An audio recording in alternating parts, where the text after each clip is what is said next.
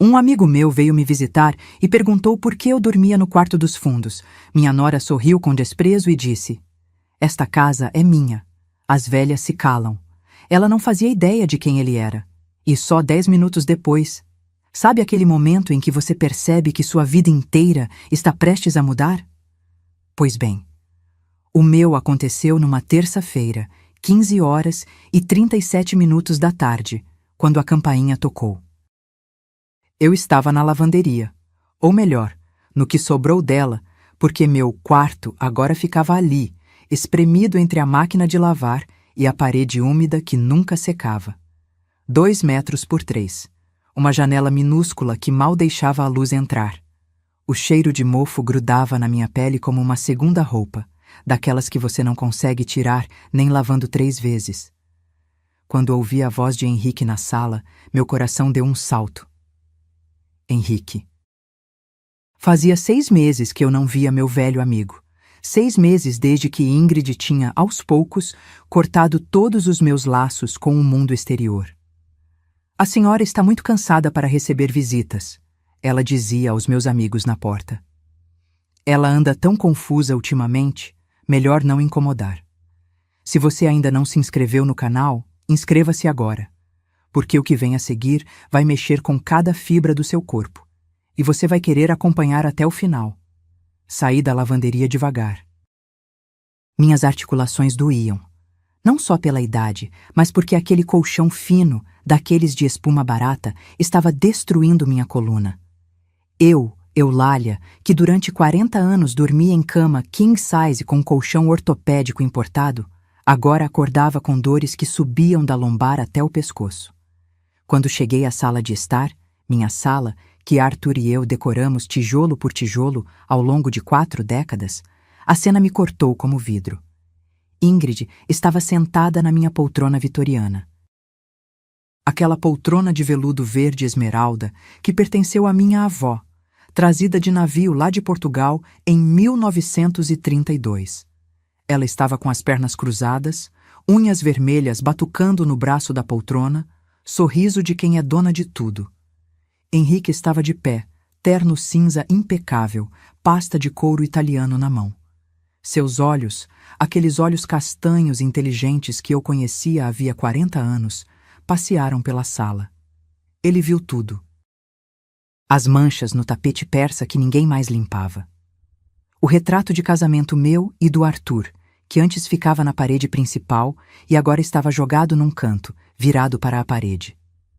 As almofadas bordadas à mão pela minha mãe, amarrotadas e sujas. E então ele me viu, magra demais. O vestido que eu usava era velho, desbotado, não porque eu não tivesse outros, mas porque Ingrid tinha trancado meu closet e dizia que roupa boa era desperdício para quem não sai de casa. Meu cabelo, que sempre mantive bem cortado e pintado, estava grisalho e despenteado. Eu parecia 10 anos mais velha do que realmente era. Eulália. A voz dele saiu baixa, controlada. Mas eu conhecia Henrique. Eu via a raiva contida nos cantos da boca dele. "Que bom ver você." Antes que eu pudesse responder, Ingrid se levantou. 30 anos, corpo de quem frequenta a academia religiosa, cabelo liso e brilhante caindo nas costas. Ela usava um vestido caríssimo, comprado com meu dinheiro, percebi depois, e tinha aquele ar de dona da casa que me fazia sentir uma intrusa na minha própria vida. "Henrique, que surpresa!" ela disse, voz melosa, falsa. "Não sabia que você estava na cidade." "Cheguei ontem de Paris." Ele respondeu, olhos fixos nela. "Achei que vinha visitar minha velha amiga. Mas me diga, Ingrid." Ele fez uma pausa, olhando ao redor.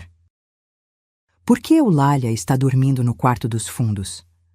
O silêncio que caiu na sala foi pesado como chumbo.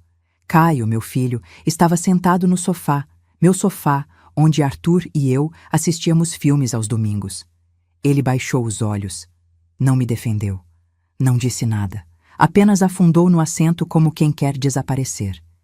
Ingrid, porém, sorriu. Aquele sorriso que eu tinha aprendido a odiar. Um sorriso que não chegava aos olhos. "Henrique", ela disse cruzando os braços. Você entende, né?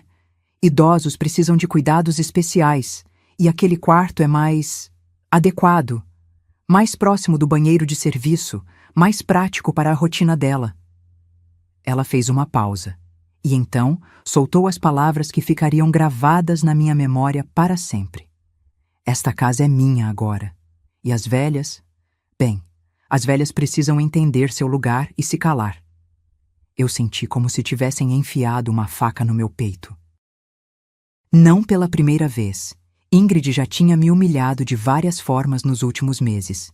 Mas dizer aquilo na frente de Henrique, na frente de uma testemunha de fora, mostrava o quanto ela se sentia segura, intocável.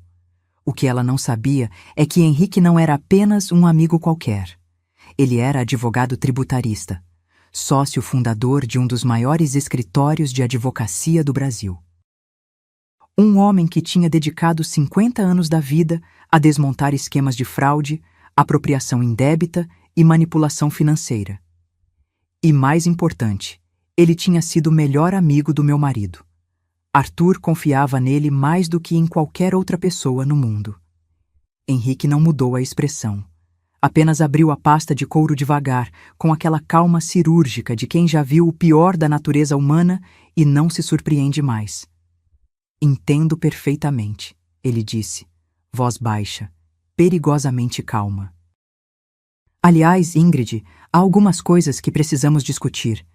Posso ver esse quarto dos fundos? Ingrid hesitou. Por um segundo, apenas um segundo, vi o medo passar pelos olhos dela. Mas ela era boa em esconder, boa em mentir. Claro, ela disse sorrindo novamente. Mas é bem simples, viu? Nada demais. Henrique olhou para mim, e naquele olhar eu vi tudo. Eu vi que ele sabia, que ele tinha vindo preparado, que os próximos 10 minutos iriam mudar tudo.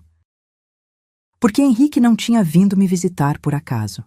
Ele tinha vindo cumprir uma promessa que fez ao meu marido 3 anos atrás, 2 meses antes de Arthur morrer. E Ingrid estava prestes a descobrir que tinha acabado de declarar guerra à pessoa errada. Mas antes que eu soubesse o que Henrique guardava naquela pasta, eu precisava entender como tinha chegado até ali. Como uma mulher de 68 anos, que construiu uma vida inteira, tinha sido reduzida a uma sombra no próprio lar. Deixa eu te contar como se apaga uma pessoa aos poucos. Não é com violência, não é com gritos, é com pequenos gestos, comentários soltos, sorrisos falsos. É como uma erosão. Você não vê a pedra sendo destruída, mas um dia olha e não sobrou nada. Quando Arthur morreu, há 3 anos, meu mundo desabou. 42 anos de casamento não se apagam facilmente. Ele teve um infarto fulminante numa manhã de domingo, enquanto regava as orquídeas no jardim. Caiu ali mesmo, entre as flores que ele tanto amava. Nem deu tempo de eu me despedir direito. Os primeiros meses foram um borrão de dor. Caio foi maravilhoso, preciso admitir. Ele dormia aqui em casa 3 vezes por semana, fazia compras comigo, sentava ao meu lado no sofá só para me fazer companhia. Meu filho. Meu único filho. Eu achava que jamais o perderia. Mas então apareceu Ingrid. Eles se conheceram num evento corporativo. Caio trabalha como gerente de projetos numa empresa de tecnologia. Ingrid era coordenadora de marketing, bonita, articulada, cheia de charme. 8 meses depois do funeral, Caio me apresentou ela num almoço de domingo. Lembro até hoje. Ela chegou com um buquê de lírios brancos. Porque a senhora merece flores, disse ela, sorrindo. Elogiou tudo na casa, a decoração, os quadros, as louças. Que bom gosto, dona Eulália. Esta casa tem história em cada canto. Eu gostei dela. Juro que gostei. Quando Caio me contou, 3 meses depois, que eles iam casar, eu abracei os dois. Dei minha bênção. Arthur teria ficado feliz em saber que nosso filho tinha encontrado alguém. O casamento foi bonito. Simples, mas elegante. Ingrid usou um vestido de renda que realçava cada curva do corpo dela. Durante a festa, ela veio até mim e disse: Obrigada por me aceitar na família, sogra. Vou cuidar muito bem do Caio. Eu deveria ter prestado atenção na palavra cuidar, porque para Ingrid, cuidar significava controlar. 2 semanas depois da lua de mel, ela e Caio apareceram aqui em casa. Mãe, disse meu filho, sentando ao meu lado, você não deveria ficar sozinha nesta casa enorme. A gente estava pensando, que tal se viéssemos morar com você? Seria bom para todos. Você teria companhia e nós economizaríamos um aluguel. Parecia razoável. Parecia carinho. Parecia uma solução perfeita para a solidão que me sufocava. Eu disse sim. Esse foi o meu erro. O erro que custaria minha dignidade. No começo foi sutil. Ingrid reorganizou a cozinha para ficar mais funcional. Trocou alguns móveis da sala porque estavam velhos demais. Pendurou quadros novos para modernizar. Eu deixei. Afinal, ela era a nora. E eu estava tentando ser uma sogra legal, não aquelas sogras controladoras que todo mundo detesta. Mas então, os comentários começaram. Sogra, essa blusa está um pouco antiquada, não acha? Que tal a gente dar uma renovada no seu guarda-roupa? Nossa, dona Eulália, a senhora ainda usa essas panelas? Elas são tão pesadas. Vou comprar umas novas, antiaderentes. Esse tapete persa é lindo, mas será que não está na hora de limpar? Está com um cheiro meio de mofo. Cada comentário era uma agulhada, pequena, quase imperceptível, mas doía. 3 meses depois que eles se mudaram, eu notei que meus amigos pararam de vir. Márcia, minha amiga de 40 anos, ligou certa tarde perguntando se eu estava bem. Eulália, tentei te visitar 2 vezes essa semana, mas Ingrid disse que você estava indisposta. Está tudo bem? Eu não estava indisposta. Eu nem sabia que Márcia tinha vindo. Confrontei Ingrid. Ela sorriu, tranquila. Ah, sogra, desculpa. É que você tira tantas sonecas durante o dia. Achei melhor não incomodar. E além do mais, a casa anda tão bagunçada com as obras, fica até constrangedor receber visitas, não acha? Que obras? Eu não tinha autorizado obra nenhuma. Mas quando subi para meu quarto, a suíte master que Arthur e eu compartilhamos por décadas, encontrei a porta trancada. Ah, isso! Ingrid surgiu atrás de mim, chaves tilintando na mão. A gente está fazendo uma reforminha no banheiro. Infiltração, sabe como é. Enquanto isso, a senhora pode usar o quarto de hóspedes. O quarto de hóspedes era menor, bem menor, mas eu concordei. Era temporário, pensei. Só que temporário virou 1 mês, depois 2, depois 3, e minhas coisas começaram a sumir. Primeiro foram as porcelanas chinesas da minha mãe. 18 peças raríssimas, pintadas à mão, que ela tinha colecionado durante a vida inteira. Estavam na cristaleira da sala de jantar havia 20 anos. Um dia, a cristaleira estava vazia. Ingrid, cadê as porcelanas? Ah, sogra, coloquei num lugar seguro. Sabe como é? Com a reforma, pode quebrar. Depois eu devolvo. Ela nunca devolveu. Depois foi o broche de safira. Aquele que minha mãe me deu no leito de morte, segurando minha mão, os olhos já opacos. Cuida dele, Eulália. É o único. Sumiu do meu porta-joias. Ingrid, você viu meu broche? Que broche, sogra? Ah, aquele azul? Nossa, não, deve estar por aí. A senhora anda tão esquecida ultimamente. Eu não estava esquecida. Eu nunca estive esquecida. Mas Ingrid começou a plantar essa semente na cabeça de todo mundo. Coitada da dona Eulália, está ficando tão confusa. Outro dia, ela me perguntou 3 vezes a mesma coisa. Acho que é a idade, né? Normal.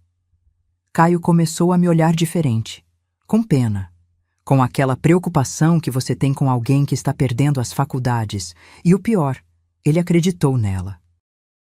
Quando a reforma do quarto acabou, porque sim, tinha uma reforma real, 35 mil reais saíram da minha conta sem eu autorizar.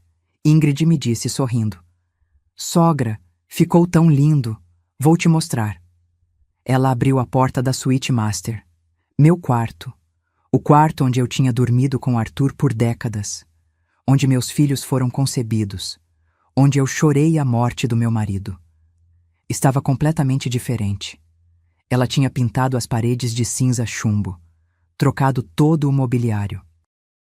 A cama era nova, moderna, estofada. O guarda-roupa embutido tinha portas espelhadas. O banheiro estava reformado com mármore Carrara e acabamentos dourados. Estava lindo, estava caro, e não tinha nada meu ali. Onde estão minhas coisas? Minha voz saiu tremendo. Ah, aqueles móveis velhos? Doei, sogra. Estavam tão gastos, mas olha que maravilha ficou. Ela tinha doado. A cama onde meu marido morreu. O guarda-roupa que meu pai me deu de presente de casamento. A penteadeira vitoriana que pertenceu à minha avó. Tudo. Sumiu, sem minha permissão. E quando tentei falar com Caio, ele me abraçou, paternalista. Mãe, entendo que é difícil aceitar mudanças, mas Ingrid só quer o melhor. Aqueles móveis estavam velhos mesmo. A casa precisa se modernizar. Não era sobre móveis, era sobre memória. Era sobre respeito, era sobre quem eu era. E mãe, ele continuou, voz baixa. Você pode continuar no quarto de hóspedes. Está confortável lá, não está? O quarto de hóspedes estava ficando pequeno demais, porque 2 semanas depois, Ingrid me disse que eles precisavam daquele quarto para montar um escritório. Caio ia trabalhar de casa algumas vezes, precisava de espaço. A senhora pode ficar no quartinho dos fundos por enquanto. É só até a gente se organizar melhor. O quartinho dos fundos. Aquele buraco de 2 metros por 3, ao lado da lavanderia, com cheiro de umidade e uma janelinha que mal ventilava. E foi ali que eu fui parar, com minhas roupas em caixas de papelão, com um colchão fino de espuma, com uma luminária de cabeceira que piscava e ameaçava apagar a qualquer momento. 6 meses. Foram só 6 meses desde que eles se mudaram até eu virar uma prisioneira na minha própria casa. 6 meses para eu perder meu espaço, minhas coisas, minha dignidade. 6 meses para descobrir que a nora gentil era, na verdade, uma manipuladora brilhante. E o pior ainda estava por vir. Porque Ingrid não queria só minha casa. Ela queria meu dinheiro. E ela tinha um plano para conseguir tudo. Você já se sentiu invisível dentro da própria casa? Não estou falando de solidão. Estou falando de ser tratada como um móvel velho que atrapalha, que ocupa espaço, que todo mundo quer ver sumido, mas não tem coragem de jogar fora. Era assim que eu me sentia todos os dias. Ingrid tinha assumido completamente. E quando digo completamente, é completamente mesmo. Ela mudou as fechaduras. Todas elas. Descobri numa manhã de quinta-feira quando tentei sair pela porta da frente para regar as orquídeas do jardim, as mesmas que Arthur plantou, as últimas coisas vivas que restavam dele naquela casa. A chave não entrou. Tentei de novo. Nada. Ingrid, a fechadura está com problema, chamei. Ela apareceu da cozinha secando as mãos num pano de prato. Meu pano de prato, aquele com bordado de girassóis que minha irmã fez antes de morrer. Ah, esqueci de te avisar, sogra. Trocamos as fechaduras ontem, por segurança, sabe? Anda tendo muito assalto no bairro. Não tinha assalto nenhum. A gente morava num condomínio fechado com segurança 24 horas. E minha chave? Ah, só eu e o Caio temos. É mais seguro assim. Se você precisar sair, é só me avisar que eu abro. Precisar pedir permissão para sair da minha própria casa. Deixa isso afundar um pouco. Mas o pior não eram as fechaduras. O pior era ver Ingrid usando minhas coisas como se fossem dela. Como se ela tivesse construído aquela vida. Como se cada objeto não tivesse uma história, uma memória, um pedaço de mim. A baixela de prata, por exemplo. 128 peças que minha avó trouxe de Portugal em 1932. Cada talher, cada prato, cada travessa tinha uma marca, um peso, uma alma. Eu usei aquela baixela no meu casamento, nas bodas de prata, no aniversário de 80 anos da minha mãe. Ingrid usava para jantar com as amigas dela. Toda sexta-feira, ela organizava jantares, chamava 5, 6 amigas, mulheres da idade dela, cheias de botox, unhas feitas, roupas de marca. Elas chegavam rindo alto, com suas bolsas caras e seus perfumes enjoativos que tomavam conta da casa inteira.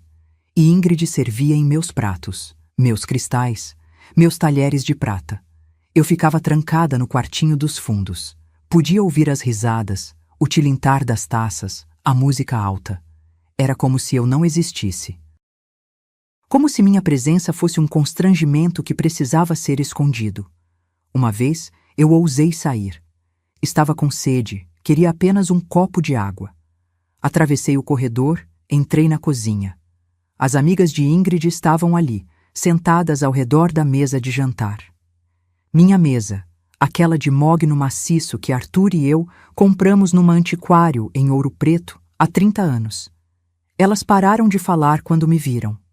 O silêncio foi instantâneo e pesado. Ah, sogra! Ingrid se levantou, sorrindo, mas os olhos estavam duros. Precisa de alguma coisa? Só vim pegar água. Claro, claro. Vou te trazer no quarto, fica tranquila. Volta pra lá que você deve estar cansada. Ela me escoltou de volta como se eu fosse uma criança. Ou pior, como se eu fosse uma louca que não podia circular livremente. Quando voltou com o copo de água, ouvi ela dizer às amigas rindo: "Coitada, a idade está chegando, fica meio perdida às vezes." Elas riram também. Riram de mim. E naquela noite, enquanto elas bebiam vinho da adega que Arthur cultivou durante 20 anos, garrafas que custavam R$ 450 cada uma, eu fiquei no quartinho, olhando para o teto manchado de mofo, sentindo o gosto amargo da humilhação. Mas o que realmente me quebrou foi descobrir o que ela andava fazendo com meu dinheiro. Arthur tinha me deixado bem. Muito bem. Além da casa, que valia R$ 1.200.000, ele tinha investimentos, aplicações, uma aposentadoria generosa.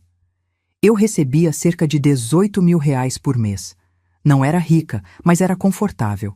Suficiente para viver bem, viajar, ajudar meu filho. Só que o dinheiro começou a sumir. No começo, foram pequenas quantias. Ingrid me pedia para assinar cheques para pagar as contas da casa. Supermercado, luz, água, internet. Fazia sentido. Eles estavam morando comigo, era justo dividir as despesas. Eu assinava sem pensar muito. R$ 8.500, R$ 12.000, R$ 15.000. Mas então comecei a notar. R$ 15.000 de supermercado? Nós éramos só 3 pessoas. Mesmo comprando produtos caros, não dava isso. Pedi para ver as notas fiscais. Ah, sogra, joguei fora sem querer. Mas pode confiar, está tudo certinho. Confiar. Essa palavra estava começando a me dar náuseas. Quando finalmente consegui acessar meu extrato bancário, porque sim, Ingrid tinha mudado a senha do internet banking, dizendo que era para minha segurança, quase desmaiei. R$ 127.000, em 4 meses. Transferências, saques, compras, tudo autorizado com minha assinatura. Ou pelo menos, o que parecia ser minha assinatura. Loja de móveis, R$ 35.000. Joalheria, R$ 18.000. Cartão de crédito, que eu nem sabia que existia, R$ 42.000. Transferências para a conta de Ingrid, R$ 32.000. Minha cabeça rodou, meu estômago revirou. Procurei Caio. Ele estava na sala, mexendo no notebook. Caio, precisamos conversar. Ele mal levantou os olhos. Fala, mãe. Tem dinheiro sumindo da minha conta. Muito dinheiro. Agora ele olhou, mas não com preocupação, com irritação. Mãe, você autorizou todos esses gastos. Ingrid cuida das suas finanças para você não se preocupar. A senhora anda tão esquecida. Eu não estou esquecida. Minha voz saiu mais alta do que eu pretendia. Caio, são R$ 127.000. Eu não autorizei isso. Mãe, pelo amor de Deus, Ingrid está te ajudando. Se não fosse por ela, você estaria perdida nessa casa enorme, sem saber pagar uma conta. Você deveria agradecer em vez de ficar inventando essas coisas. Inventando. Meu próprio filho estava me chamando de mentirosa. Caio, eu criei você sozinha depois que seu pai morreu, quando você tinha 10 anos. Trabalhei 40 anos como contadora, administrei empresas, nunca deixei uma conta sem pagar, e agora você está dizendo que eu não sei cuidar do meu próprio dinheiro? Ele suspirou. Aquele suspiro cansado de quem lida com uma criança teimosa. Mãe, a idade chega para todo mundo. Não é vergonha nenhuma. Mas você precisa aceitar ajuda. Ele voltou ao notebook. A conversa para ele tinha acabado. Para mim, alguma coisa tinha morrido ali, porque eu percebi. Caio tinha escolhido, e ele não tinha escolhido mim. Naquela noite, sentada no colchão fino do quartinho dos fundos, eu chorei. Chorei pela primeira vez desde que Arthur morreu. Chorei pelo meu casamento, pelo meu filho, pela minha casa, pela minha dignidade. Mas no meio das lágrimas, uma coisa começou a crescer dentro de mim. Raiva. Não raiva destrutiva, raiva construtiva. A raiva que acende um fogo onde antes só tinha cinzas. Porque eu não era uma velha confusa. Eu não era uma coitadinha que precisava ser tutelada. Eu era Eulália, 68 anos, contadora aposentada, mulher que construiu uma vida, que criou um filho, que sobreviveu à morte do amor da sua vida. E se Ingrid achava que ia me destruir sem luta, ela estava muito, muito enganada. Porque naquela madrugada, em silêncio, eu comecei a traçar um plano. Um plano que levaria tempo, paciência, inteligência. Mas que no final faria Ingrid pagar por cada humilhação, cada mentira, cada real roubado. Foi numa madrugada de agosto que tudo mudou dentro de mim. 3h15 da manhã. Sei porque olhei para o relógio digital quebrado que piscava na mesinha ao lado do colchão. Estava acordada havia horas, olhando para as manchas de umidade no teto. Aquelas manchas tinham formatos estranhos. Uma parecia um dragão, outra um rosto distorcido. Eu ficava ali, noite após noite, catalogando manchas como se fossem constelações do meu próprio inferno particular. Mas naquela noite foi diferente. Porque eu percebi uma coisa. Ingrid tinha cometido um erro. Um erro que mulheres como ela sempre cometem quando se sentem poderosas demais, seguras demais. Ela tinha me subestimado. Ingrid via uma velha de 68 anos, cabelos brancos, mãos trêmulas, morando num quartinho miserável. Ela via uma vítima, uma coitada. Alguém que tinha desistido. Mas ela não via quem eu realmente era. Eulália Mendes Carvalho, formada em Ciências Contábeis pela Universidade Federal do Rio de Janeiro em 1976. 40 anos de carreira numa multinacional, subindo de assistente até diretora de controladoria. Mulher que auditou balanços de empresas multimilionárias, que encontrou fraudes escondidas em planilhas complexas, que nunca, em 4 décadas, deixou passar um número errado. Números não mentem. E números eram a minha língua materna. Levantei da cama devagar, as articulações estalando. O chão estava gelado. Agosto em São Paulo é assim. Dias quentes, noites congelantes. Abri a porta do quartinho com cuidado para não fazer barulho. A casa estava em silêncio. Caio e Ingrid dormiam na suíte do 2º andar. Minha antiga suíte. Fui até a cozinha em passos silenciosos. Meu coração batia forte, mas não de medo, de propósito, de determinação. Liguei o laptop velho que ainda funcionava. Ingrid tinha me dado um novo, mais fácil de usar, mas eu tinha guardado o antigo justamente para isso. Ela não sabia que eu sabia usar computadores. Deixei ela pensar que eu era uma analfabeta digital. Conveniente. Acessei minha conta bancária pelo site do banco. A senha nova, aquela que Ingrid tinha mudado para minha segurança, eu tinha descoberto semanas atrás. Estava num post-it colado embaixo do teclado do computador dela. Pessoas arrogantes são descuidadas. E então comecei. Abri uma planilha no Excel, minha velha amiga de 4 décadas. Criei colunas, data, valor, destinatário, descrição, autorização, e comecei a transferir cada movimentação dos últimos 6 meses para aquela planilha. Levei 3 horas. Quando terminei, o sol estava começando a nascer. Uma luz pálida entrava pela janela da cozinha, iluminando minha obra. R$ 186.400. Esse era o valor total que tinha sumido da minha conta. Não 127 mil como eu pensava antes.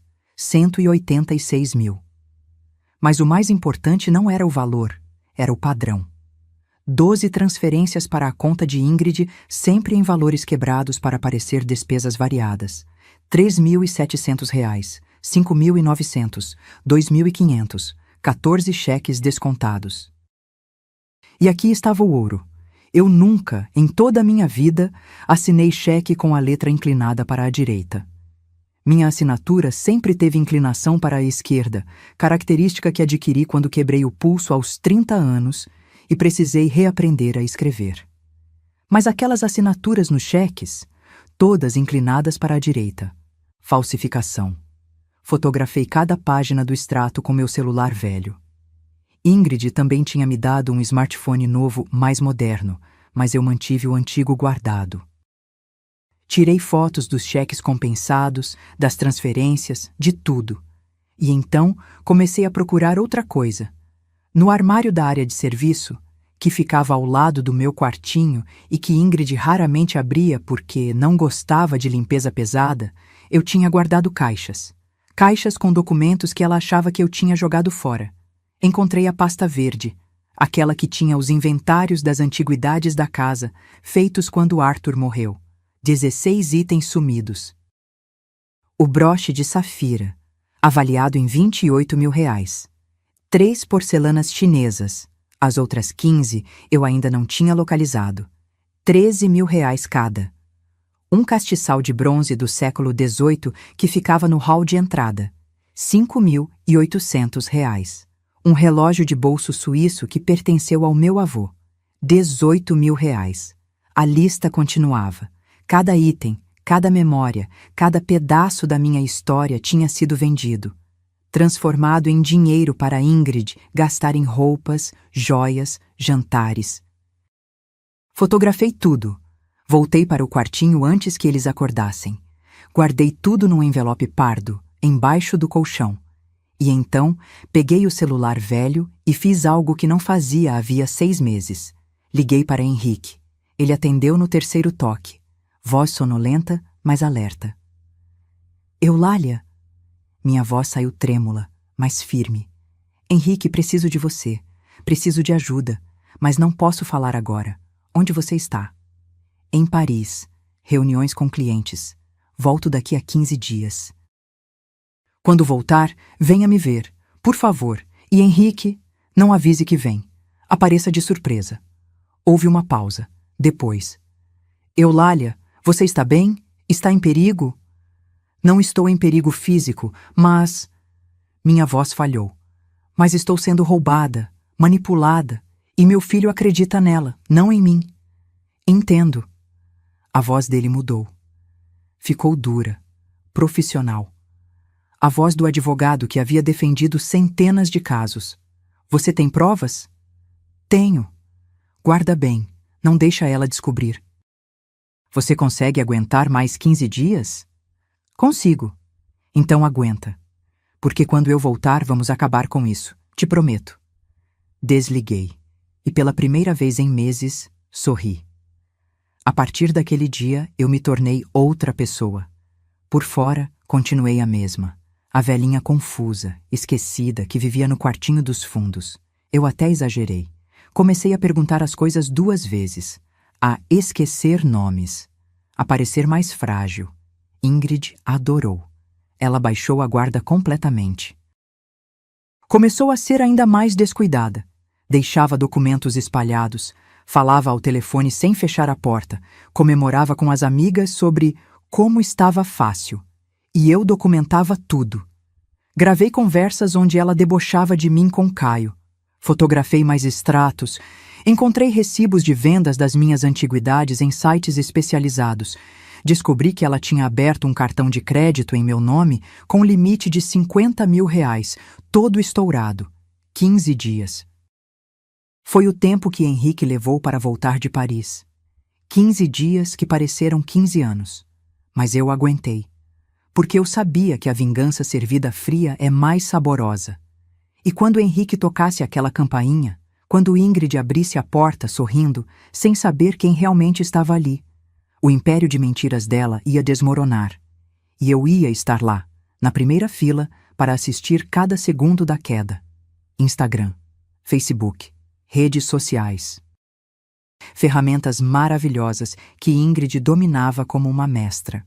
Descobri por acaso, numa tarde de terça-feira. Ela tinha deixado o celular na cozinha enquanto tomava banho. A tela estava desbloqueada. E lá estava, o perfil dela com quase 20.000 seguidores. Vida em família é tudo, dizia a bio. Comecei a rolar o feed e meu estômago embrulhou. Foto dela abraçada comigo no jardim, sorrindo. Legenda: cuidar da minha sogra amada é minha maior alegria. Família é tudo. Amor de família. Respeito aos idosos, como a nora abençoada. 3.000 curtidas, centenas de comentários. Que linda! Sogra de sorte, exemplo de família. Deus te abençoe por cuidar dela.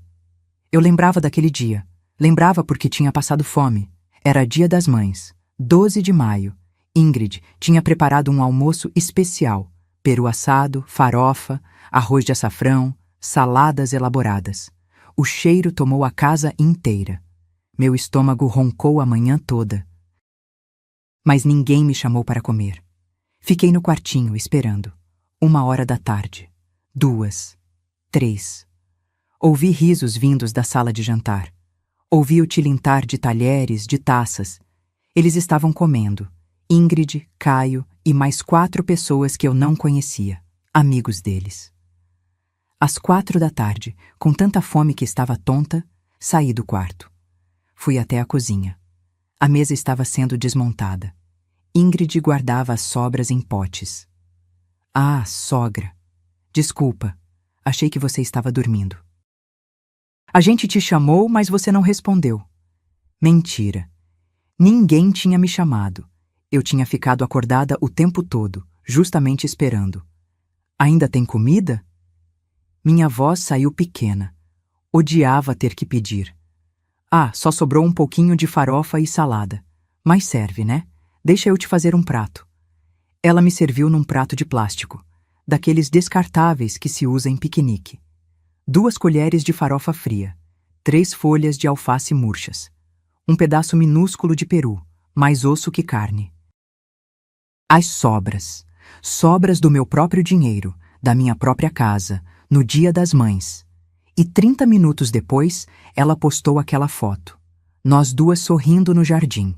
Ela tinha me pedido: vem, sogra, vamos tirar uma foto linda.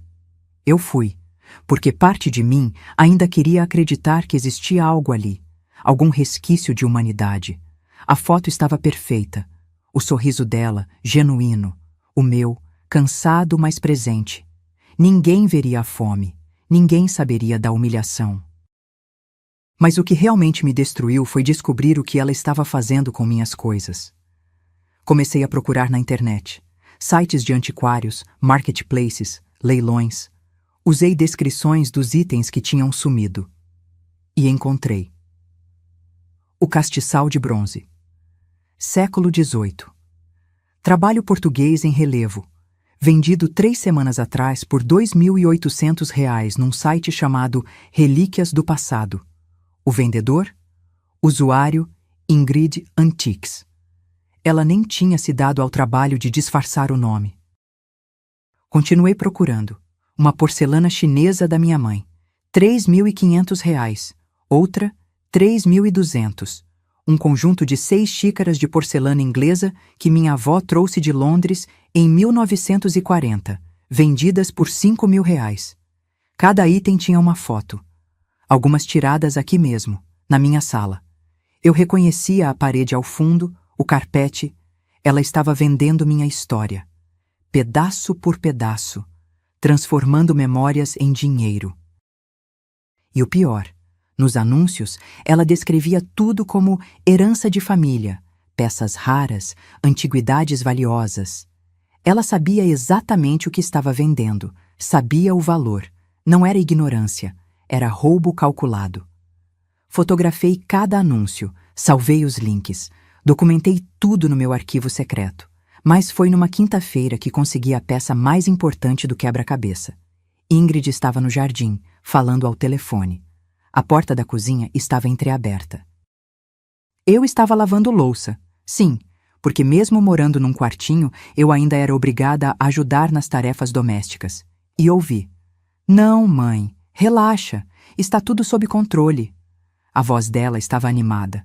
A velha não suspeita de nada, completamente manipulada. Peguei meu celular tremendo, abri o gravador, apertei o botão vermelho. "Quanto tempo ainda?" Era a voz de outra mulher, provavelmente a mãe de Ingrid. "Ah, sei lá, ela tem 68. Pode viver mais uns 10, 15 anos. Mas não importa. Assim que ela morrer, esta casa vale mais de 1 milhão. Já consultei 3 imobiliárias. E tem os investimentos dela também. Deve ter uns 400 mil aplicados." Silêncio. Depois: "Mas e o Caio? Ele não vai querer vender?" Ingrid riu, uma risada baixa, maldosa. "Mãe, o Caio faz o que eu quero. Ele acredita em tudo que eu falo. Já convenci ele que a mãe está com princípio de demência. Quando ela morrer, vamos vender tudo, dividir o dinheiro e finalmente viver nossa vida." Sem essa velha chata me enchendo o saco. Minha mão tremia tanto que quase derrubei o celular, mas continuei gravando.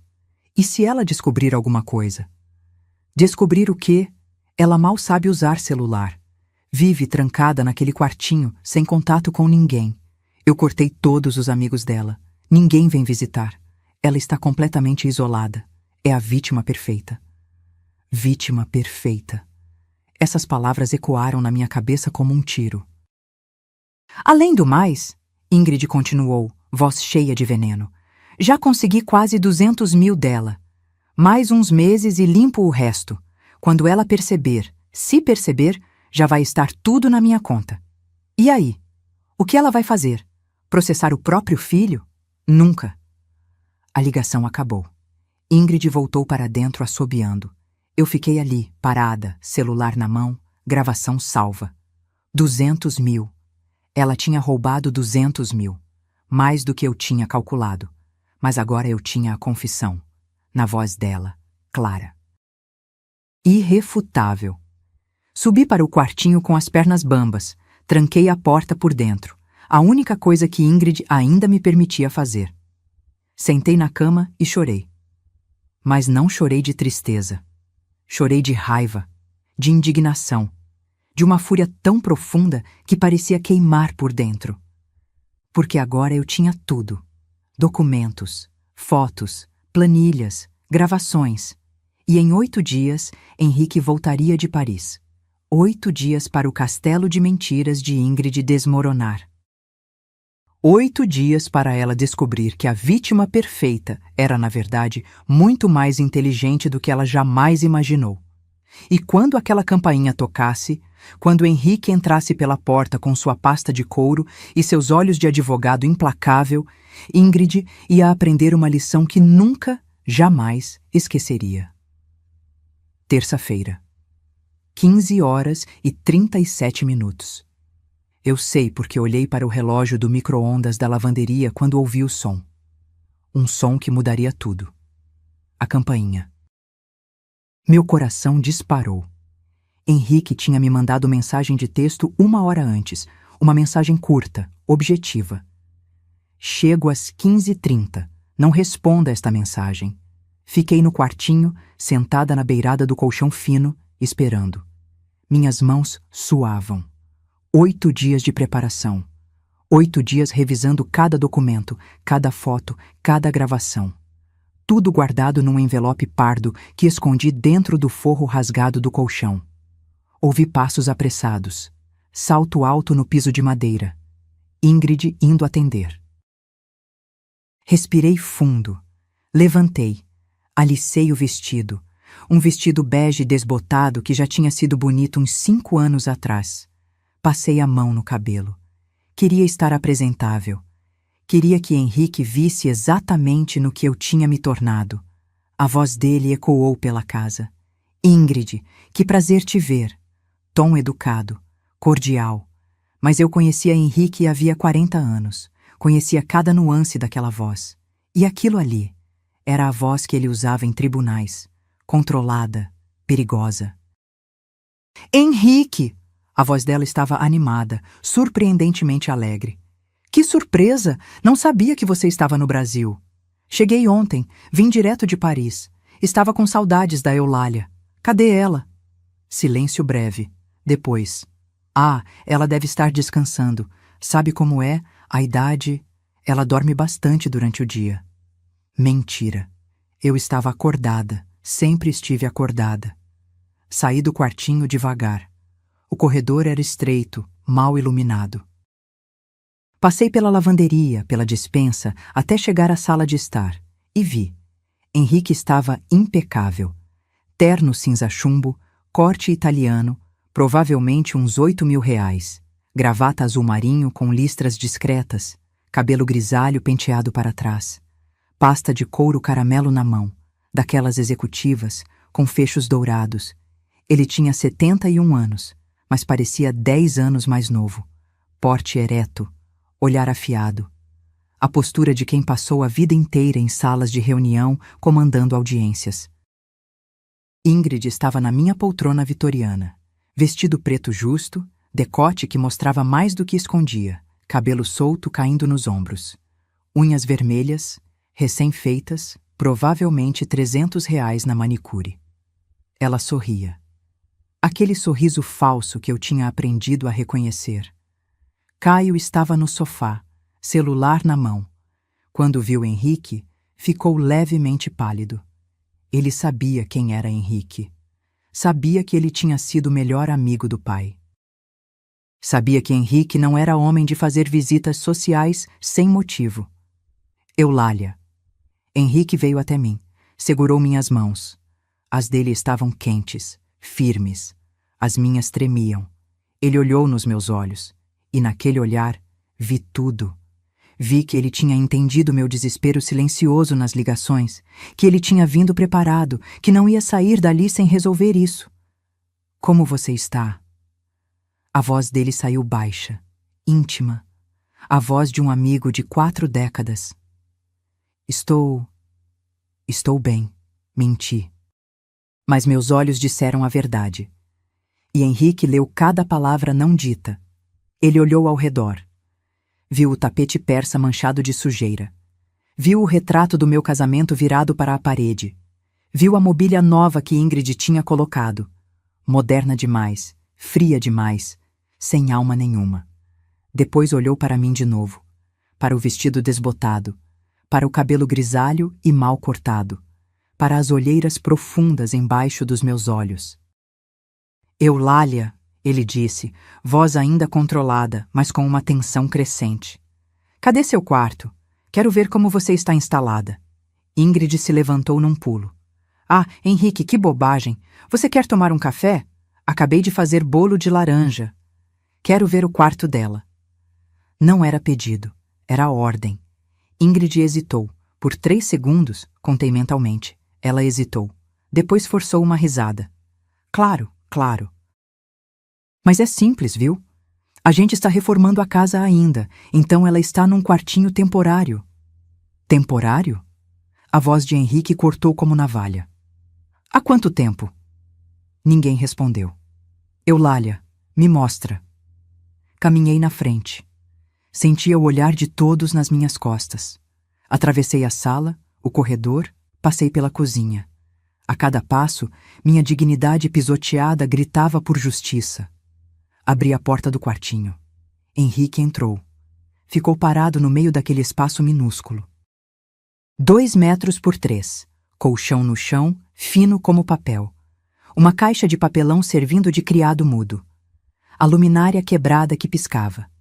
Minhas roupas empilhadas em caixas ao longo da parede. O cheiro de mofo, denso, sufocante. A janela minúscula por onde mal entrava luz. A parede com manchas escuras de umidade. O banheiro de serviço ao lado, com a descarga quebrada que fazia barulho a noite toda. Vi o maxilar de Henrique travar. Vi as mãos dele fecharem em punhos ao lado do corpo. Vi a veia na têmpora pulsar. Ele se virou devagar. Caminhou de volta para a sala.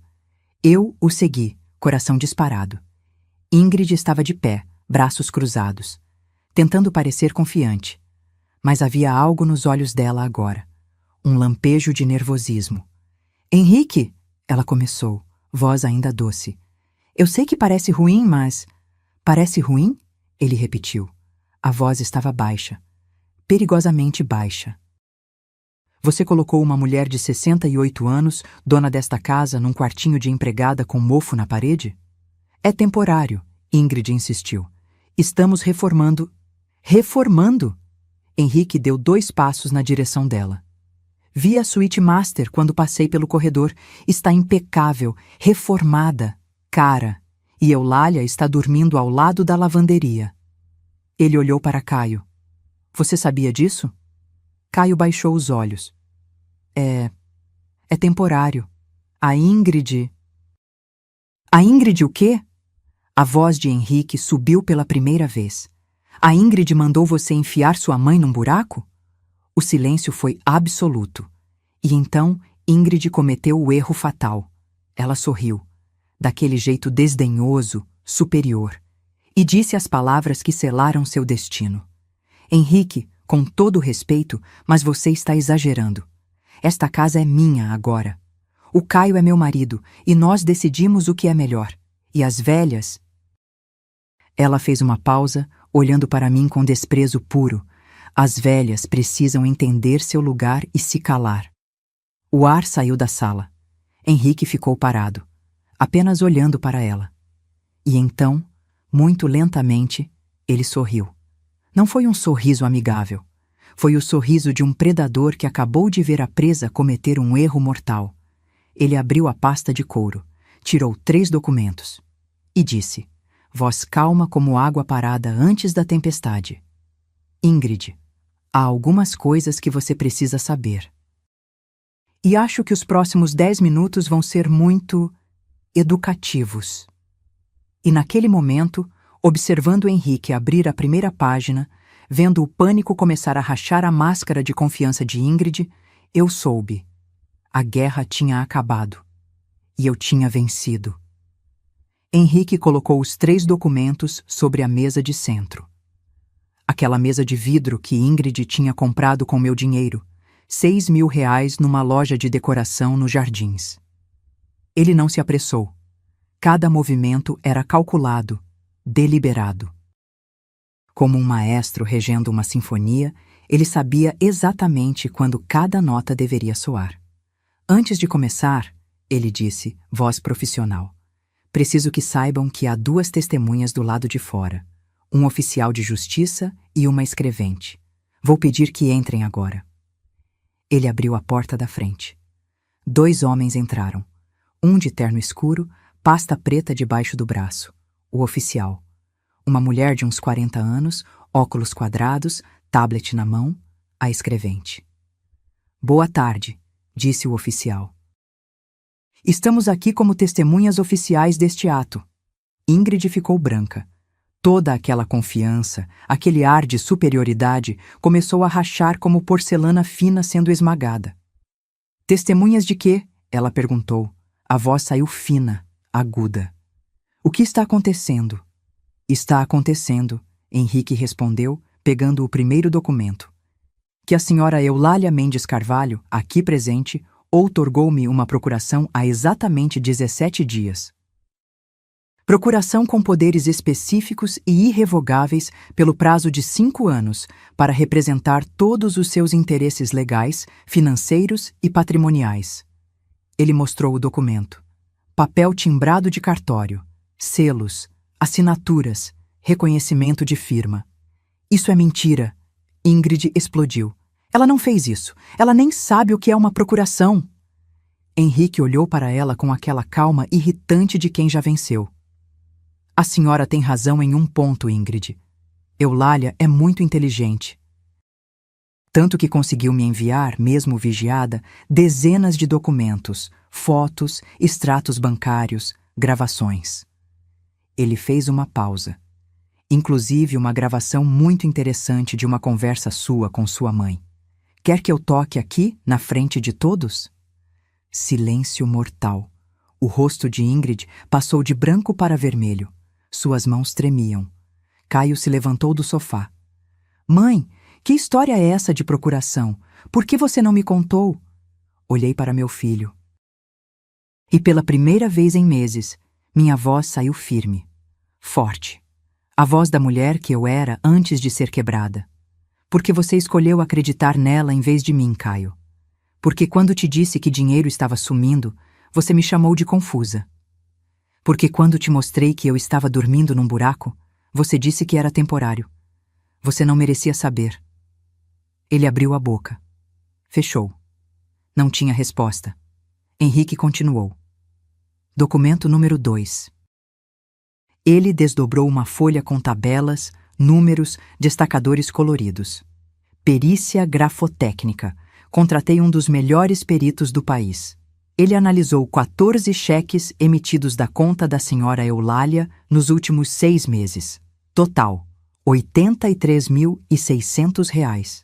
Ele apontou para as assinaturas ampliadas na folha. Todas essas assinaturas são falsas. A inclinação está errada. A pressão da caneta é diferente. Os loops das letras não correspondem. Eulália nunca assinou esses cheques. Mas ela me deu autorização, Ingrid gaguejou. Ela pediu para eu assinar porque estava com artrite. Artrite? Henrique arqueou uma sobrancelha. Interessante, porque os laudos médicos da senhora Eulália, que também estão aqui, não mostram nenhuma artrite incapacitante. Na verdade, ela está em perfeita saúde cognitiva e física para sua idade. Ele pegou o terceiro documento. E este era grosso, grampeado, oficial. Boletim de ocorrência número 47728-2024, registrado ontem na Delegacia Especializada em Crimes contra o Idoso. A senhora Ingrid Tavares Costa está sendo formalmente acusada de apropriação indébita qualificada, falsificação de documentos, estelionato e cárcere privado. Ingrid cambaleou. Literalmente cambaleou, segurando na parede. Cárcere privado? Ela repetiu, voz esganiçada. Isso é loucura! Ela mora aqui! Ela é livre! Livre. Henrique virou para ela como um leão. Você trocou as fechaduras e ela precisa pedir permissão para sair.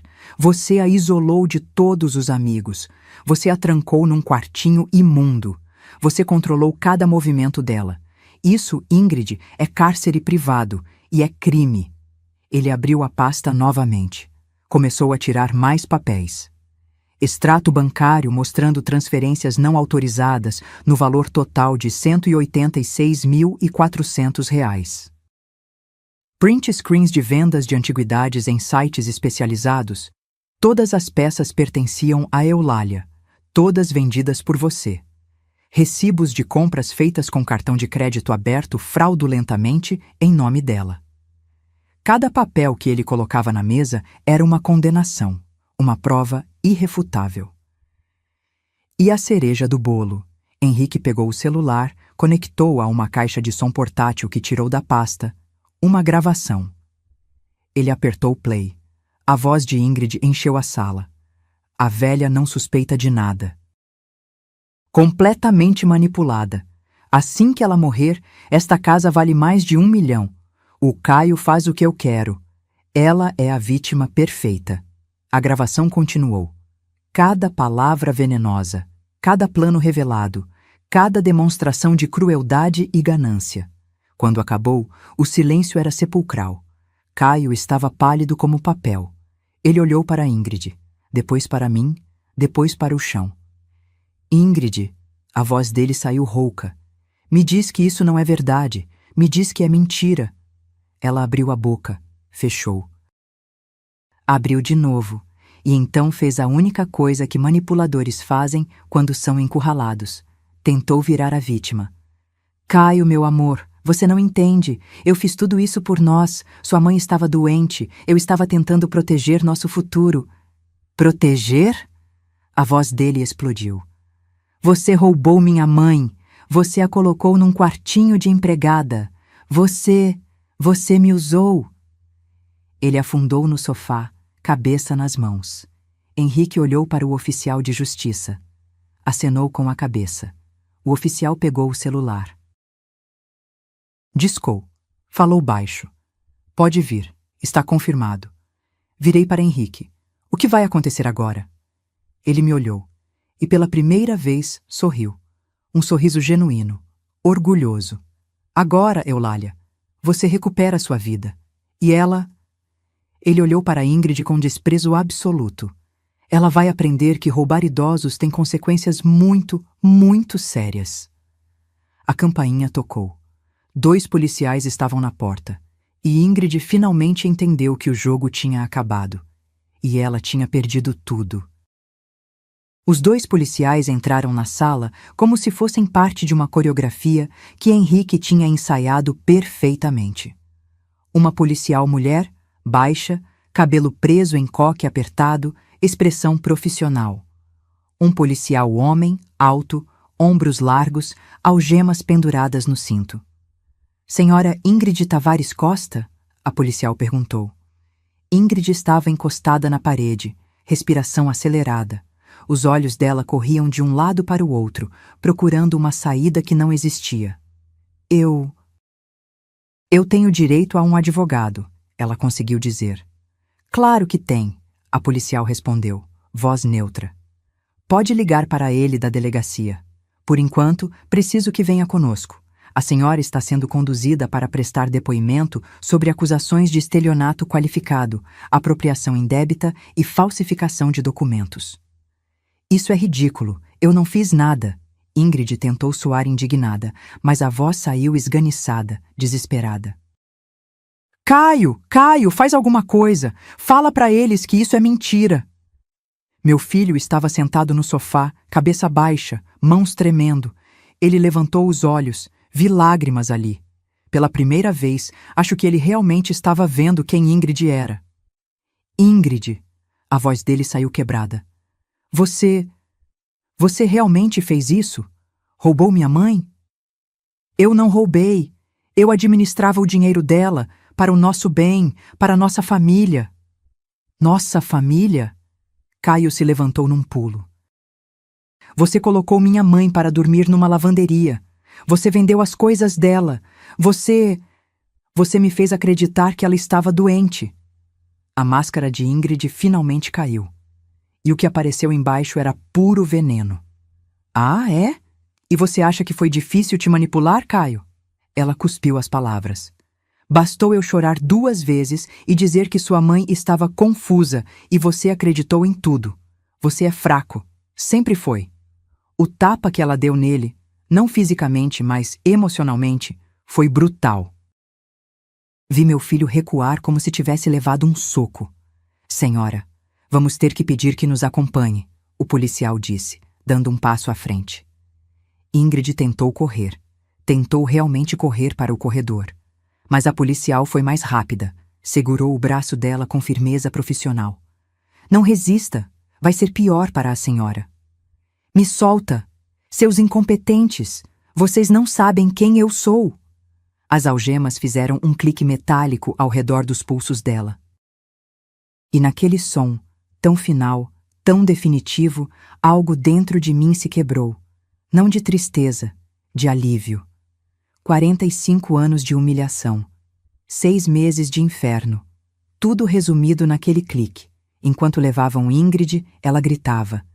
Gritava que era injustiça, que eu era uma velha louca, que Henrique tinha me manipulado, que isso não ia ficar assim. A vizinhança tinha saído para ver. Dona Marta do número 23, com o cachorrinho dela. Seu Pedro, que morava na esquina, sempre tão educado. A família jovem do número 19, com as 2 crianças pequenas. Todos viram Ingrid sendo colocada na viatura, algemas nos pulsos, gritando feito louca. E eu senti vergonha. Não de mim. mas de ter deixado chegar a esse ponto, de ter permitido que minha vida virasse esse espetáculo público. Henrique colocou a mão no meu ombro.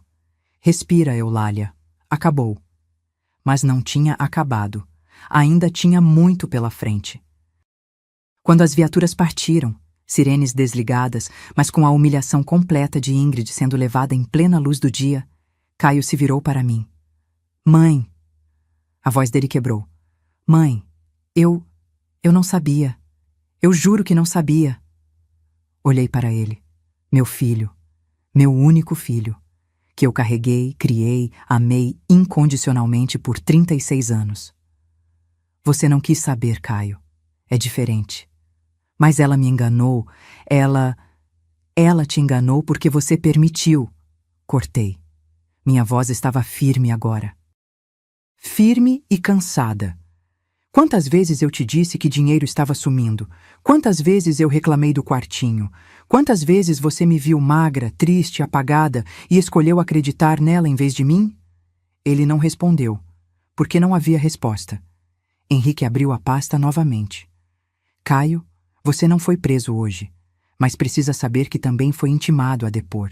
A polícia vai investigar se você sabia ou participou ativamente desses crimes. Por ora, você é considerado testemunha. Mas dependendo do que descobrirem, pode virar cúmplice. Caio empalideceu ainda mais. Eu não sabia. Eu juro que achei que ela estava cuidando da minha mãe. Então você foi incompetente, Henrique respondeu, brutal. Porque qualquer filho que realmente se importa teria percebido que a própria mãe estava dormindo num buraco. O oficial de justiça se aproximou com mais documentos. Doutor Henrique, a liminar foi deferida. A senhora Eulália tem posse exclusiva da residência a partir deste momento. O senhor Caio tem 72 horas para retirar seus pertences pessoais. O quê? Caio olhou de um para o outro. Vocês estão me expulsando da casa? Esta casa pertence à sua mãe, Henrique explicou. Apenas a ela.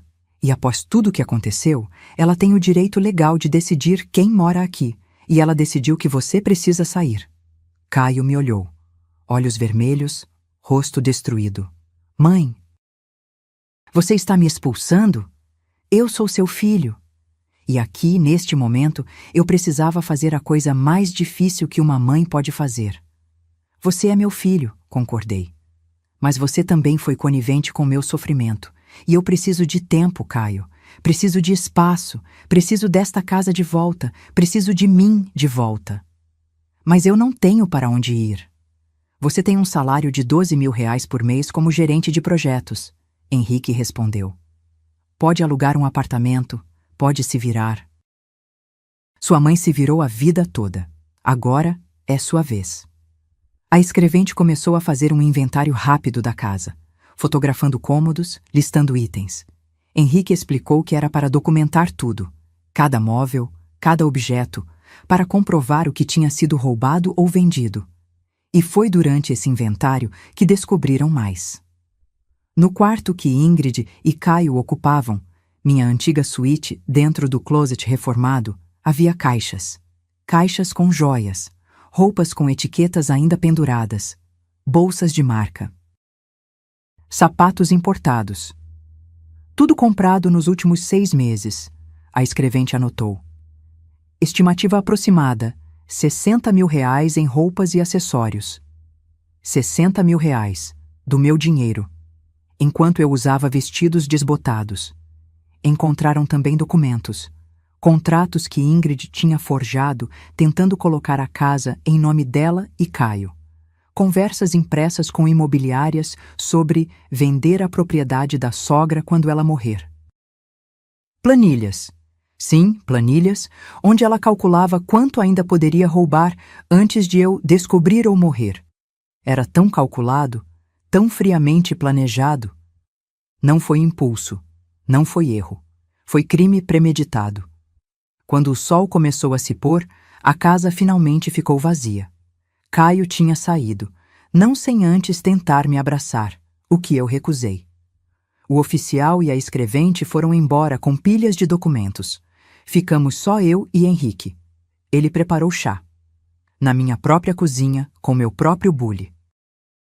E me sentou à mesa, minha mesa de mogno de ouro preto. Acabou, Eulália. Mas ainda havia uma última revelação, uma que mudaria tudo o que eu pensava saber sobre Arthur, sobre Henrique e sobre como eu nunca, de verdade, estive sozinha. Henrique colocou a xícara de chá na minha frente, camomila com mel, exatamente como Arthur costumava fazer quando eu tinha um dia difícil. Você lembra? Perguntei, voz rouca de tanto não chorar. Lembro de tudo sobre vocês dois, ele respondeu, sentando na cadeira ao meu lado. 42 anos de amizade não se apagam. Ele tomou um gole do próprio chá. Ficou em silêncio por um momento, apenas olhando pela janela da cozinha. Lá fora, as orquídeas de Arthur balançavam com o vento da tarde. Eulália, ele finalmente disse, tem uma coisa que preciso te dar. Deveria ter dado antes, mas achei que o momento certo seria depois de tudo acabar. Ele abriu a pasta de couro pela última vez. De um compartimento lateral, tirou um envelope. Papel creme, pesado, de qualidade. Estava lacrado com cera vermelha, do tipo que Arthur usava para documentos importantes. Meu nome estava escrito na frente. A caligrafia dele. Aquela letra inclinada, elegante, inconfundível. Minha mão tremeu quando peguei o envelope. Quando? Minha voz falhou. Quando ele te deu isso? 2 meses antes de morrer. Ele me chamou no escritório dele. Disse que precisava conversar sobre algo importante. Muito importante. Henrique pausou, olhos brilhando com memórias. Ele estava diferente naquele dia, mais sério, pesado. Quando fechou a porta, ele me disse: Henrique, preciso que você me prometa uma coisa. Se algum dia a Eulália precisar de ajuda, de verdade, não ajuda simples, você vai estar lá. Vai proteger ela de qualquer coisa, qualquer pessoa. Eu segurava o envelope contra o peito. Podia sentir o peso dele. O peso de palavras que Arthur escreveu, sabendo que nunca me veria ler. Ele te deu dinheiro também? Perguntei, lembrando do que Henrique tinha mencionado antes. 150 mil reais. Disse que era para custos legais, se fosse necessário. Para garantir que você nunca ficasse desamparada, mesmo que isso significasse processar pessoas que você ama. 150 mil. Arthur tinha guardado isso, planejado isso, previsto isso. Ele sabia? Minha voz saiu num sussurro. Ele sabia sobre Ingrid? Não sobre Ingrid especificamente. Mas ele desconfiava do Caio, da influência que pessoas erradas poderiam ter sobre ele. Arthur amava o filho de vocês, Eulália, mas ele conhecia as fraquezas dele. Isso doeu. Doeu porque era verdade. Com dedos trêmulos quebrei o lacre de cera. Abri o envelope. Dentro, 3 páginas escritas à mão. A letra de Arthur preenchendo cada linha com cuidado. Comecei a ler. E precisei parar na primeira frase porque as lágrimas começaram a cair. Leia em voz alta, Henrique pediu gentilmente. Ele gostaria que eu ouvisse também. Respirei fundo, limpei os olhos e li. Minha querida Eulália, se você está lendo isso, significa que eu já parti. Significa que você está sozinha de uma forma que nunca imaginou que estaria. E significa, provavelmente, que algo deu errado. Muito errado. Eu te conheço, meu amor. 42 anos de casamento me ensinaram cada detalhe de quem você é.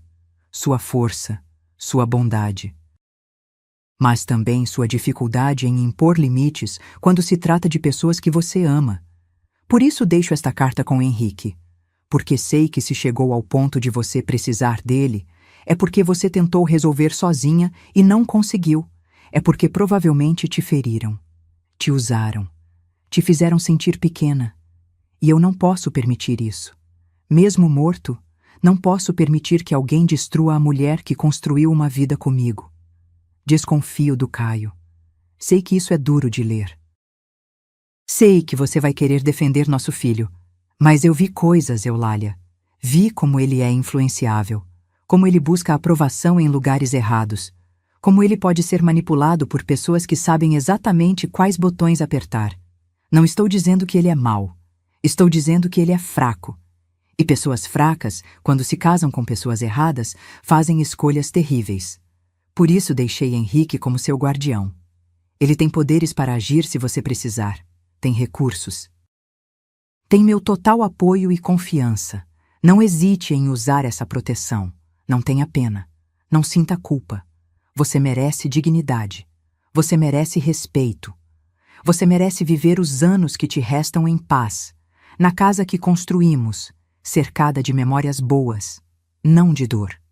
Se Caio te decepcionou, perdoe-o eventualmente. Mas não antes de ele aprender. Não antes de ele entender o que fez. Perdão sem consequência não ensina nada. E sobre a casa, nunca, nunca deixe alguém tirar ela de você. Cada tijolo foi colocado com nosso suor. Cada móvel escolhido com nosso gosto. Aquelas orquídeas no jardim foram plantadas com minhas próprias mãos, pensando em te ver regá-las por anos depois que eu me fosse. Continue regando elas, meu amor.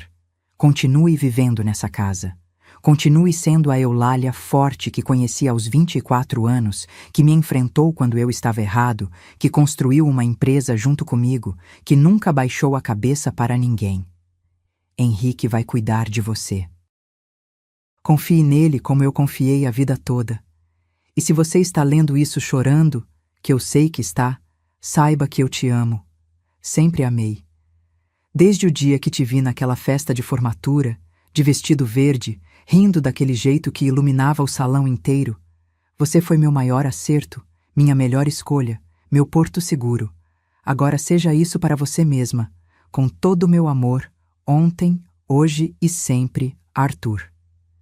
Terminei de ler e não consegui segurar. Desabei.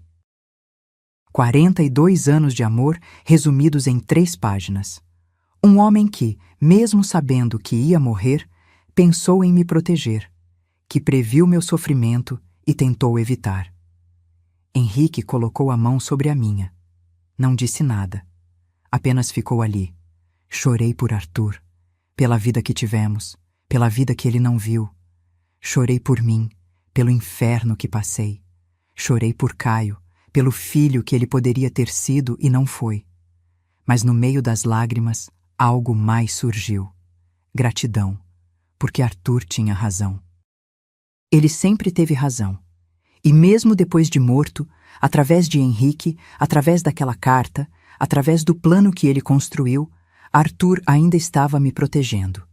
Eu nunca estive sozinha. Nunca. Ele me procurou num sábado de manhã. Henrique disse baixinho. 2 semanas depois daquela conversa no escritório, levou todos esses documentos, instruções detalhadas, contatos, estratégias. Ele montou um plano completo caso você precisasse um dia se defender legalmente de alguém. Ele sabia que ia morrer? Não sei, mas ele sabia que precisava te preparar um escudo, mesmo que você nunca soubesse que ele existia. Segurei a carta contra o peito de novo.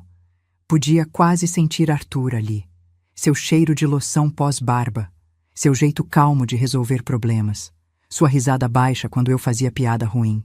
Obrigada, disse para Henrique, por cumprir a promessa. Eu faria de novo 1000 vezes, ele respondeu. Vocês 2 foram minha família quando eu não tinha ninguém.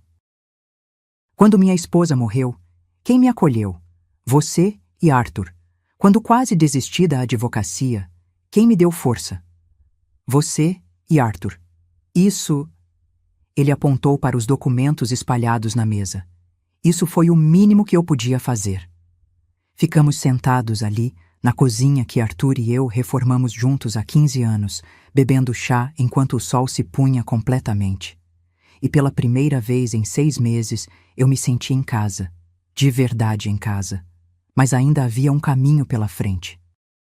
Recuperar não era só sobre justiça legal, era sobre reconstruir, reaprender a viver e decidir o que fazer com os cacos de uma relação mãe-filho que tinha sido estilhaçada, 3 meses depois. Sentei na varanda da casa, minha casa, com uma xícara de café e o jornal da manhã. Novembro tinha chegado com aquele calor gostoso de São Paulo, o tipo de manhã em que o céu fica azul sem nenhuma nuvem. As orquídeas de Arthur estavam floridas, roxas, brancas, amarelas. Eu regava elas todos os dias, como ele pediu na carta, e cada vez que via uma flor nova desabrochar, sentia que ele estava ali, de alguma forma, sorrindo. A sentença de Ingrid tinha saído na semana passada. 4 anos e 3 meses de prisão em regime semiaberto. Condenação por estelionato qualificado, falsificação de documentos e apropriação indébita. A juíza tinha sido dura. Durante a audiência, ela olhou para Ingrid e disse algo que ficou gravado na minha memória. Crimes contra idosos demonstram uma crueldade particular. A senhora não roubou apenas dinheiro, roubou dignidade, paz, segurança, roubou de quem deveria proteger. Ingrid teria que restituir R$ 220.400, tudo que tinha desviado, com juros e correção monetária, mais 50 mil de danos morais. Como ela não tinha esse dinheiro, os bens foram arrestados. As roupas de grife, as joias, tudo vendido em leilão judicial. Nem assim deu para cobrir a dívida toda. O restante ela vai pagar em prestações pelo resto da vida. Justiça poética? Talvez. Mas não me trouxe a alegria que eu imaginava. Só trouxe fechamento. Porque vingança não cura. Justiça não apaga 6 meses de humilhação. O que cura é reconstruir. E foi isso que fiz. A primeira coisa foi recuperar o que Ingrid tinha vendido. Henrique contratou um investigador particular que rastreou cada item. O broche de safira da minha mãe? Estava numa joalheria em Moema. Comprei de volta por R$ 32.000, 4 mil a mais do que Ingrid recebeu. As porcelanas chinesas? Encontramos 14 das 18 peças em antiquários diferentes. As outras 4 nunca apareceram. Provavelmente vendidas para colecionadores particulares. Cada objeto que voltava para casa era como recuperar um pedaço de mim. Reformei o quartinho dos fundos. Não para morar, nunca mais pisaria ali para dormir. Transformei em biblioteca. Coloquei as estantes de mogno que estavam no depósito, a poltrona de leitura que Arthur usava, a luminária de bronze que ele ganhou do pai. Pendurei fotos nossas nas paredes, nossa formatura, nosso casamento, viagens que fizemos. Caio bebê. Porque sim, Caio ainda existia na minha história. Não podia apagar meu filho, mesmo que quisesse. Ele me ligava toda semana. No começo eu não atendia. Depois comecei a atender, mas mantinha distância. Conversas curtas, objetivas. Estou bem, Caio. E você? Nada profundo. Nada íntimo.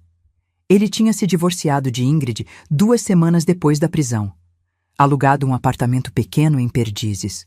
Começado terapia. Ele me contou isso numa das ligações, voz embargada. Preciso entender como deixei isso acontecer, mãe. Como fui tão cego. Eu queria perdoá-lo. Parte de mim queria muito. Mas perdão verdadeiro não é instantâneo. Não é algo que você dá porque é o certo. É algo que cresce devagar, como as orquídeas de Arthur. Precisa de tempo, de cuidado, de provas de que a pessoa mudou. No mês passado, Caio apareceu na porta, sem avisar, com uma caixa nas mãos. Mãe, ele disse quando abri, achei isso no depósito do apartamento que aluguei. Ingrid tinha guardado, são suas. Dentro da caixa estavam as 4 porcelanas que faltavam, as que nunca encontramos. Ela tinha escondido, provavelmente para vender depois. Caio entregou a caixa e ficou ali, na porta, sem pedir para entrar. Eu sei que não mereço seu perdão, ele disse. Sei que fui um péssimo filho, mas vou passar o resto da vida tentando provar que posso ser melhor, mesmo que você nunca me perdoe completamente. Peguei a caixa. Olhei para meu filho. 36 anos. Olhos vermelhos de tanto chorar. Magro. Tinha perdido uns 10 quilos desde que tudo aconteceu. Entre, falei. Vamos tomar café. Não foi reconciliação completa, mas foi um começo. Hoje em dia, ele vem almoçar aqui aos domingos. Trazemos comida pronta. Nenhum de nós tem ânimo para cozinhar grandes refeições ainda. Comemos, conversamos. Sobre trabalho, sobre bobagens. Nunca sobre Ingrid. Nunca sobre aqueles 6 meses. Ainda dói. Ainda vai doer por muito tempo. Mas estamos tentando. Voltei a ver meus amigos. Márcia vem aqui 2 vezes por semana para jogarmos buraco. Henrique almoça comigo toda sexta-feira. Virou tradição. Entrei num grupo de apoio para idosos vítimas de abuso familiar. Ajudo outras pessoas que passaram pelo que passei. Conto minha história. Mostro que é possível reconstruir. A casa voltou a ser minha. Voltei a dormir na suíte master, mas antes reformei tudo de novo. Tirei o que Ingrid colocou. Trouxe móveis antigos de volta. Coloquei a cama onde Arthur e eu dormimos por décadas. Às vezes, de noite, ainda sinto falta dele. Do calor dele ao meu lado. Da respiração dele no silêncio. Mas também aprendi a gostar da minha própria companhia. Descobri que solidão e solitude são coisas diferentes. Solidão é vazia. Solitude é cheia. Cheia de você mesma. Tenho 68 anos. Estatisticamente, ainda posso viver mais 15, 20 anos. E esses anos vão ser meus. Ninguém vai me tirar eles. Ninguém vai me colocar num quartinho. Ninguém vai me fazer sentir invisível. Porque eu não sou invisível. Sou Eulália Mendes Carvalho, contadora aposentada, viúva, mãe, sobrevivente. E se tem uma coisa que aprendi nesses 3 meses, é que dignidade não é algo que te dão. É algo que você reclama, que você luta para manter, que você protege com unhas e dentes. Olho para as orquídeas balançando no vento, para o céu azul sem nuvens, para a xícara de café fumegante na minha mão, e sorrio, porque hoje, finalmente, eu voltei a ser eu mesma. Se você está assistindo isso e reconhece essa história, seja na sua vida ou na de alguém que você ama, saiba, você não está sozinha. Abuso contra idosos é real, é cruel, e é mais comum do que imaginamos, mas também saiba, você pode reagir, pode buscar ajuda, pode recuperar sua vida. Nunca é tarde para se levantar. Nunca é tarde para dizer não. Nunca é tarde para recuperar sua dignidade. E se você é filha, filho, neto, neta, olhe para os idosos ao seu redor. Realmente olhe. Pergunte se estão bem. Não apenas tudo bem, mas, de verdade, você está sendo tratado com respeito? Está feliz? Está seguro? Porque às vezes a pessoa está gritando por ajuda em silêncio e só precisa de alguém que escute. Esta foi minha história, real, dolorosa, mas também vitoriosa.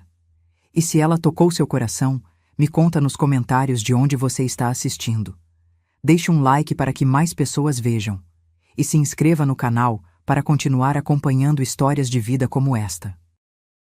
Porque histórias precisam ser contadas, para que outras pessoas saibam que não estão sozinhas e que sempre, sempre existe um caminho de volta para casa. Fim.